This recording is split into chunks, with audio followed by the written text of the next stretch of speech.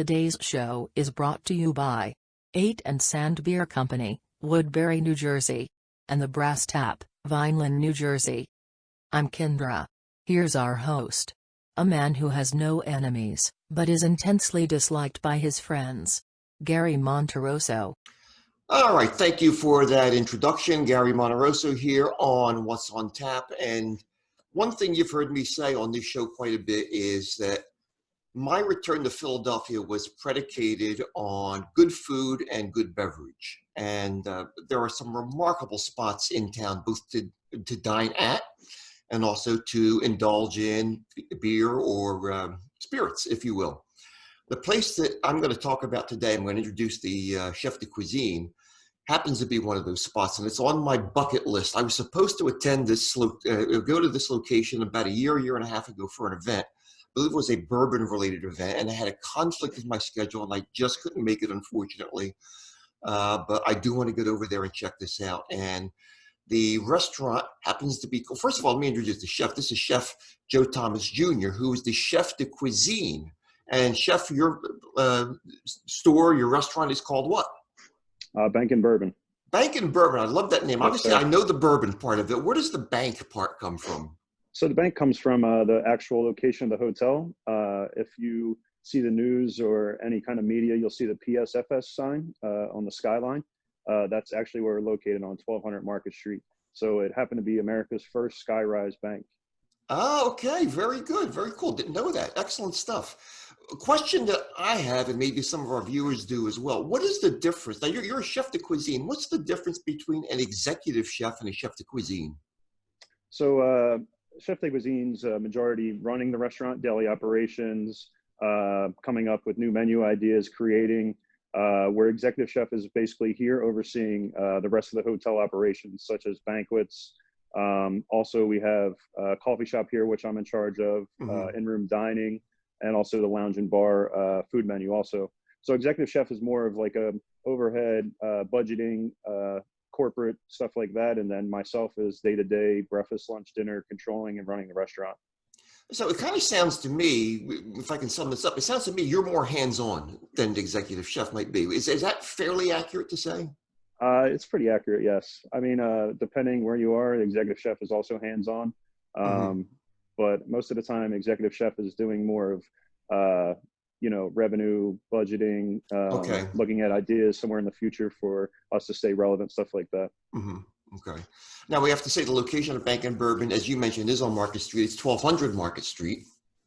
And we also know that there is quite a, we have to mention the website, which is bankandbourbon.com. So we want to get that out there as well. And of course, there's social media presence, I believe, correct me if I'm wrong, on Facebook and Twitter. We are on Instagram and we are on Facebook also.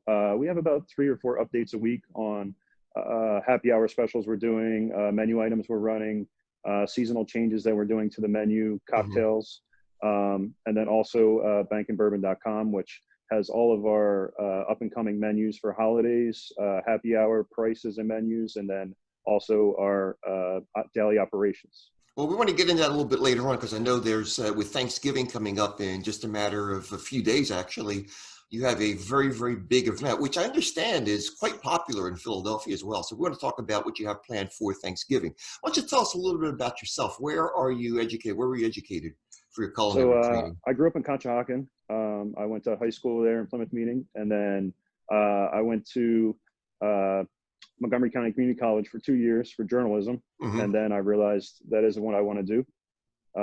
I was always in a kitchen growing up, so I went to culinary school for 2 years at Walnut Hill College.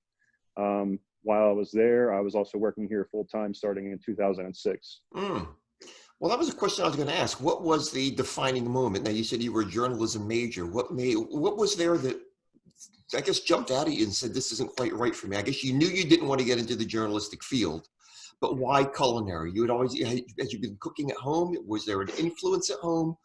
So actually at home, both my parents were terrible cooks growing up. So that had nothing to do with it, actually. I was 14. My best friend's family ran a restaurant in Conshohocken, and I just wanted to get a job. So I started as a dishwasher at 14 years old. And then I worked part-time like going to high school and also there. I worked my way up to busboy and then a server. And then in the kitchen, I started doing short order and then breakfast. And then I just loved it. And whenever they needed me to come in, I came in the morning or nighttime or whatever as a young kid. I just fell in love with that. And then once I went to school for journalism, I just didn't have that same passion. I knew after 2 years that it's just not something I wanted to do for the rest of my life. So I still was continuing to cook during the whole time I went to school for communications and journalism. But once I got into that and realized I didn't want to do it, I just got right back into the kitchen, which started my career here at Lowe's. I talk with some younger chefs and sporadically, and oftentimes they say that it was television was the influence that got them into it. People like Food Network personalities have become like athletes to so many young kids. Was that ever part of an influence to you as well? I remember growing up watching Emeril, and I just like loved his attitude and his passion. I don't think that ever had anything to do with it really though, because it kind of gives you a raw interpretation and wrong of what the kitchen is and the lifestyle of being a chef of a restaurant. It's not just 5 minutes of glory and superstardom. It's a lot of hard work and dedication and missing holidays and family time, stuff like that. So I think it gives kind of a little bit of a wrong conception of what it is to be a chef. That's so valid what you're saying. As we talk with brewers, for example, in my world, it seems on the surface to be a glamorous job, putting out good beer and attaining, I guess, local celebrityism, if you will. But it's a very dirty job, clean. You're doing a lot of cleaning. You've got to be an exceptional cleaner to be a brewer. So people, I don't think, realize the hours that you put into your craft, let alone the training that you've had going into it. But it really is very, very difficult work. And I've heard chefs say to me, you're only as good as the last meal you put out. I'm sure you've heard that as well. Yeah. Yep. It's accurate. So at Bank and Bourbon, obviously the bourbon, I know the bourbon list is outstanding. I don't know of a place that has more bourbon in their lineup. Yeah, the bourbon list is insane. When we first opened, we spent months and months of doing research. The front of the house staff, our bourbon master, we just had people from all over the company helping us out to get one of the best bourbon lists in the city. And I think prior to COVID, we had one, if not two, of the biggest selections of bourbon in the city. I would think so. Now, how does the culinary weigh into this? I guess what I'm saying is, do you work with the bourbon master, for example, as you create menus? Do you look for things that are compatible, or is that not really an issue? No, we do. A lot of times it's either us changing the menu seasonally and the bourbon master will work with the ingredients that we're using, or there's also times where we'll both come in early and we'll both sit down and go over drinks and ingredients that pair well with, different types of bourbon. Bourbon's not the only thing we have here, so we do, work with different ingredients and also different types of spirits. Mm-hmm. Well, you're right. Not only bourbons, but the cocktail list is astounding. It really is. And there's also a pretty decent beer list. You spotlight a lot of the local breweries as well as some of the more nationally known. So it's quite a good cross-section of beverages over at Bank and Bourbon. Yeah, that's correct. We work with Conshohocken Brewing Company. Mm-hmm. We've also had some local beer like K-May come in on tap. We try to keep relevant to what everybody's doing and, what the crowd around Center City enjoys. Mm-hmm. A lot of the people coming in do like different selections of IPAs and, new beers that are up and coming that are popular. We try to keep it relevant. In terms of, let's go back to culinary and your field of expertise. Do you look to, how often I guess I'm want to say is how often do you change menus? How often are menus updated? We're into the winter season, working at heartier dishes. Is this something that happens, let's say, quarterly? How often do you readjust the menu? We change a menu whenever we get either tired of something or we see changes or opportunities that we could take towards new ingredients. There might be a time where I come in on a Monday and I change, 2 or 3 items for that Wednesday service, or there might be a time where we change 3 or 4 things at a time. So there's months where if it's a seasonal change, we may change 4 or 5 things a week. There might be times if we really love something, it stays on forever. We have some dishes that we have kept from day one that we will never change, that people come in for. So it all varies on what we're doing and what's seasonal and, what we agree works and pairs well with the restaurant. Excellent. And in terms of, let's talk about training of your staff as your menu changes. How do you keep staff updated? Do you do little training sessions um, during the daytime, for example? How is this done? Yeah, so we had like a quote unquote test kitchen that chef and myself would work on items before we opened for months at a time. There was a couple dishes we worked on probably for 4 or 5 weeks before we got it right. Hmm. So once we get it right, we write down an ingredients list. We go over step by step how the dish is presented, take pictures of the dish so that each of our employees has that. And then we go to our front of the house manager and we'll sit down and we go over a Q&A with all the front of the house, from dietary restrictions to anything you could possibly think of, to make sure that the staff is fully aware of every component of the dish. Excellent. Very comprehensive. Congratulations on that. How Thank many you. people do you have working in the kitchen with you? Uh, Usually I have a staff of about 23 people. Right now I have two. Hmm. So our hours of operation are obviously a lot different than what they were before, just because of everything going on. But Sure. prior, I had about 23 people, but we were a 24-hour operation, even a 24-hour room service. We had breakfast from 6 a.m. to 11, lunch 11 to 2, and then our lounge and bar was open till 12 o'clock every day too. So we needed a lot of staff. We don't know what's going to happen in the future, obviously. The numbers in terms of virus seem to be increasing nationally, but where are you guys right now? Are you optimistic for the next few months? What do you think is going to be happening? I know I'm asking you to look into the crystal ball and predict. Yeah. I think November for Thanksgiving will be good for us, for the hotel itself. We always do well on Thanksgiving. Christmas, I'm a little optimistic about, and New Year's, I have no idea, based on usually large crowds. And, we do business for New Year's, and being in the hotel is usually very busy. Mhm. And then looking into the first quarter of next year, we have restaurant week for 2 weeks. So we're being optimistic. We're trying to take it literally day by day, week by week right now, and adjust as we see what's going on. Absolutely. Now you brought up, let's get into Thanksgiving. I know most of the recommendations coming from the experts in federal government have suggested that people should not gather together at home for Thanksgiving dinner. So it would seem to me that a logical uh, decision to be made would be to maybe look for an establishment that's serving a nice Thanksgiving dinner. And I understand, I've been told you have one of the best, and I know you've spent a lot of time creating that menu. And I want you to talk a little bit, if you can give me info, as to about what's coming down for Thanksgiving over at Bank Bourbon. Yeah, of course. So first off, we have 186 seats in our restaurant. So it's very large, which, gives us a little bit of advantage to a lot of the smaller restaurants in the city Mm-hmm. when it comes to CDC guidelines and following everything with COVID. We do have 4 top limitation, but the tables are 6 feet apart. So if you have families of any 5, 6, 7, 8, it's still accommodating for you. Good. Our hours of operation for Thanksgiving are going to be from 11 o'clock till 9 p.m. So we're going to run all the way through, most people like early supper on Thanksgiving. Mm-hmm. So we'll be available that whole time. It's a 3-course prefix. So first course, we have a lot of options of heavy fall and winter vegetables. We have parsnip potato soup. We have a roasted butternut squash salad. We have one of my favorites, which is a charred broccoli Caesar. And then for entrees, obviously, we have the Thanksgiving plate, which is majority of the favorite for everybody. And then also we have our roasted filet mignon, which is always on the menu with seasonal baby carrots. And then we have some other roasted root vegetable with that. And then we have our salmon that's on the menu now with braised cabbage, some toasted hazelnuts, apples, and horseradish vinaigrette. So we have a variety of options for everybody.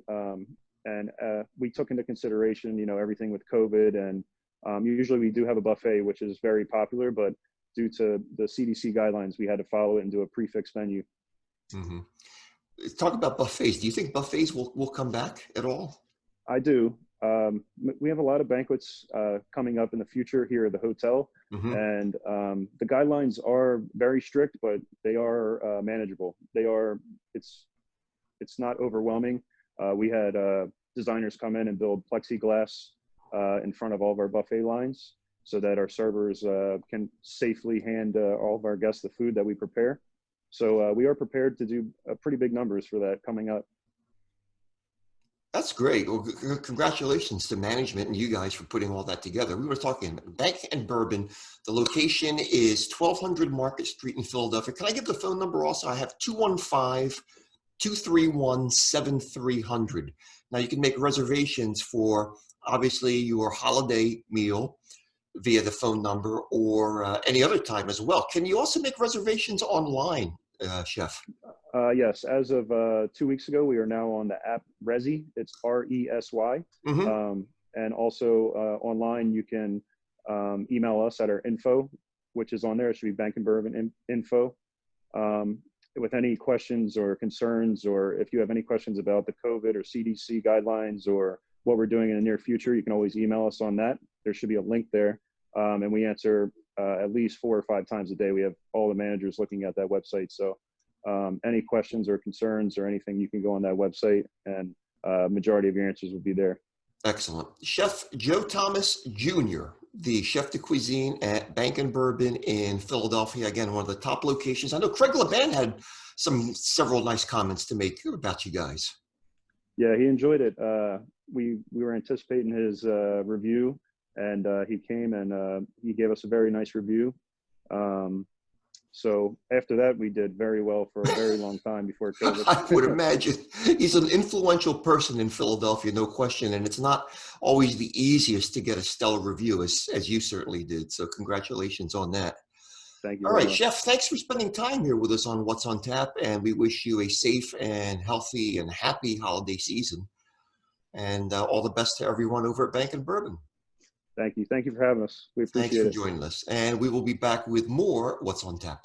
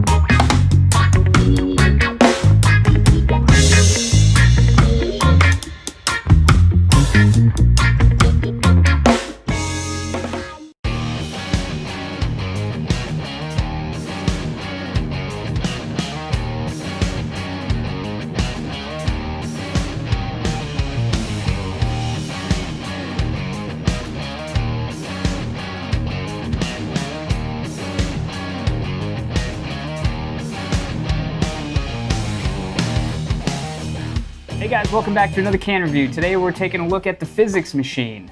This is a draft pour machine that you can find on the internet, and it is supposed to mimic kind of a more draft pour. It takes like an existing like canned beer or a bottled beer, and it turns it into that kind of drafty style beer that you would normally get at the bar. Now this thing came with a USB charging cable. It also operates on batteries, and you put those in here in the back. 2 AA batteries, which is not bad for an item that big.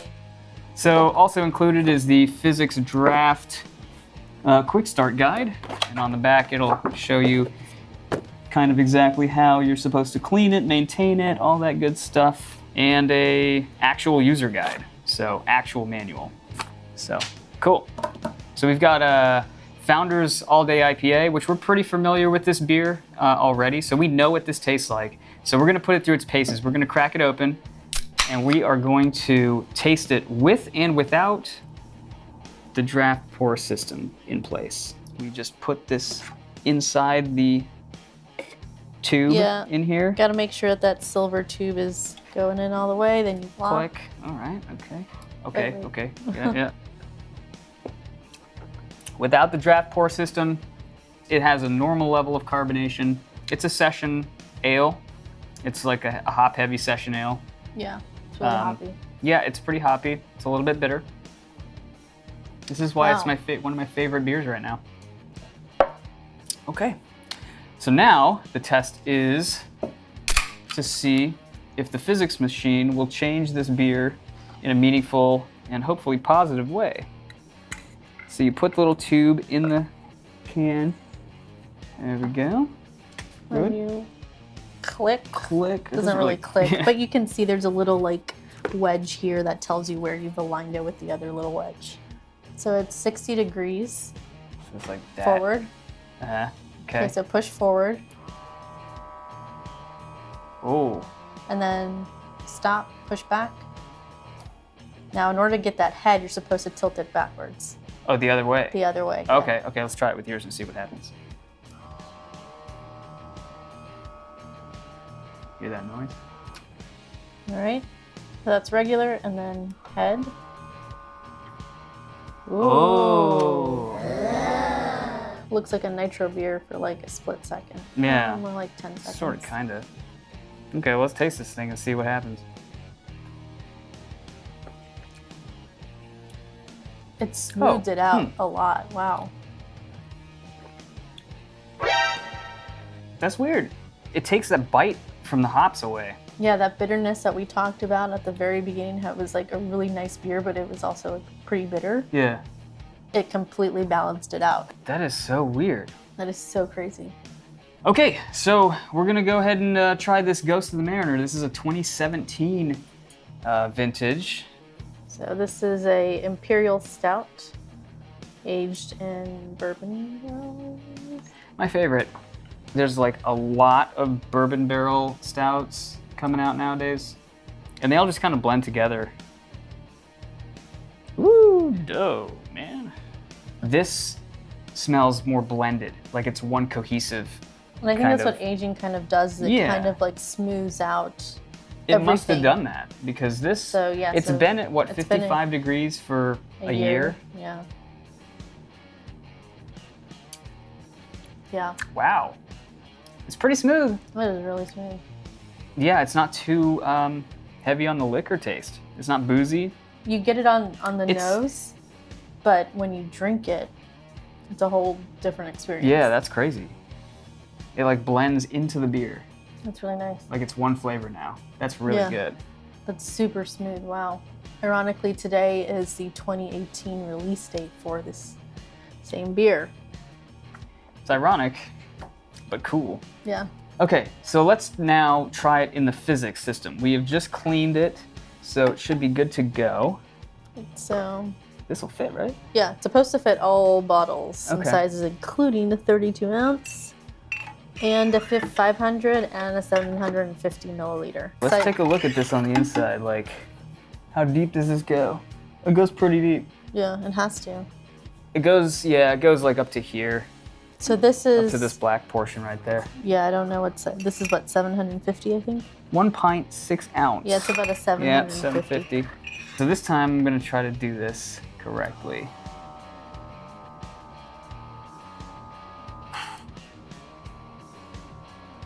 Oh.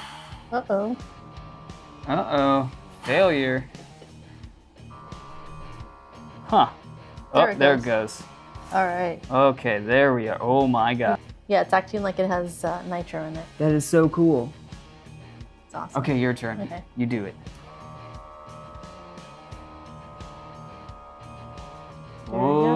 There it goes. Okay, that's good. I mean, look at that. Yeah, it really does. Like, it has this thick 1 inch. Mine has like a 1 inch layer of head on it that's just kind of chilling. It doesn't seem to be dissipating at all. So the cool thing about this is that, like, for stouts, if you have like a canned stout, it'll turn your canned beer into like a nitro beer of some sort. Look at that lacing, and it just hangs around. That is so cool. It smells even smoother than it did before. Less intense. What?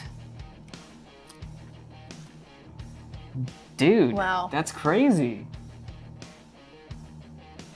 I want to try a bunch more different beers in this thing on the channel. I think that would be really interesting to do some maybe a sour or something like that. Wouldn't that be weird? Yeah, I mean. Would that be better or worse? I don't know. I don't know. How much was this machine?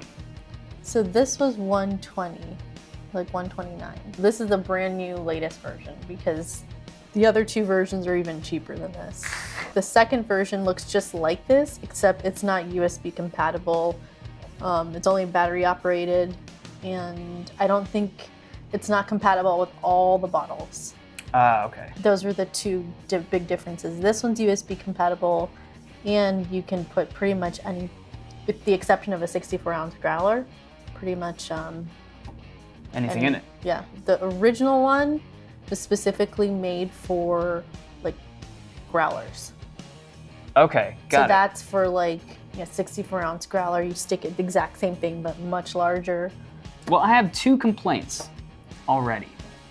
Two very minor complaints. One is that every time we switch a beer out of this thing, we have to clean it. If you want an IPA and then you want a stout, you got to go clean the machine in between. So that's potentially a drawback for some people. We've been just taking a glass of water and putting it in here, and you're supposed to run the machine for 4 or 5 seconds. We'll put another glass under here and just run it for 4 or 5 seconds. But it's a whole process. If this machine isn't on your countertop, then you're going to be transporting this thing back and forth all the time. Not only that, but after you use the machine, you can't let it sit dirty. You have to clean this thing every single time you use it. So, but it's nice that it's just water. So it's not like this whole process where you have to deal with brushes and chemicals and nothing like that. So that's a plus. Yeah, that's true. I mean, the only downfall is you do have to clean it out, especially when. Welcome to the world of beer. I didn't expect it to work quite as well as it did. It definitely has given both of these beers a different character and a different flavor that I wouldn't otherwise have gotten. So, I mean, in that, I see value there. $130 value? Depends who you are. I think if you're a craft beer aficionado and you love craft beer and you love everything about it and you really like buying different kinds of beers and different, especially with this one, different sizes of beers we do, then there's definitely value in spending the extra cash for the Busta, USB capable version. But I think for your everyday consumer, maybe one of the other ones. Yeah, I think the cheaper one people would go for. I would definitely spend the money on this thing for sure. All right, guys. Well, that does it from us. We hope you enjoyed watching the video as much as we enjoyed drinking the beer. Be sure to like, comment, and subscribe, and hit that bell button for notifications when new videos come out. Until next time, stay crafty.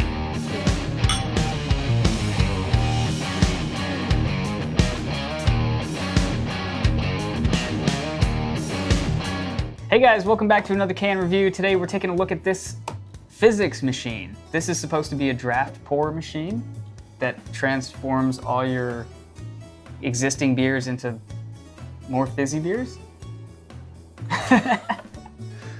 You don't have the beer. Yes, it's the physics model whatever machine. It's called the physics draft pour. Okay, then cool. You tilt it backwards to get that I didn't head. do that. I didn't do that. Okay, but that's what you're supposed to do. Cool, well that's been a damn trip. I didn't think it would work quite as well as it did.